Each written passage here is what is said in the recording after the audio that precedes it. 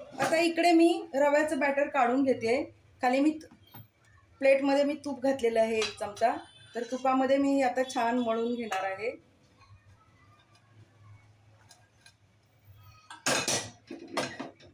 छान मळून घ्यायचं हे तुपामध्ये।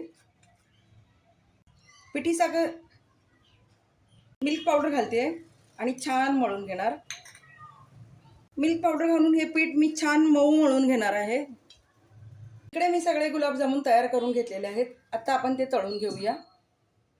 आता मी एक एक करून सगळे गुलाबजामुन सोडून घेते आणि खरपूस सोनेरी रंगावरती तळून घेते। छोटा पॅन घेतलेला आहे, त्याच्यामध्ये बसतील तेवढे सोडते। आता सगळे छान तळून झालेले आहेत। बघा गोल्डन कलर किती छान आलेला आहे। तर आता मी सगळे काढून घेते। आता इकडे कढईमध्ये पाकही छान तयार झालेला आहे। तर तळलेले गरमागरम गुलाबजामुन आपण सोडून देऊया आणि मुरण्यासाठी ठेवूया। तयार झालेत आपले रव्याचे गुलाबजामुन। पाकामध्ये छान मुरलेले आहेत आणि चवीलाही खूप छान लागतात। विकतच्या पेक्षा स्वस्त पडतात आणि चवीला खूप टेस्टी होतात। करून बघा। आवडल्यास लाईक, कमेंट आणि सबस्क्राईब करायला विसरू नका फ्रेंड्स।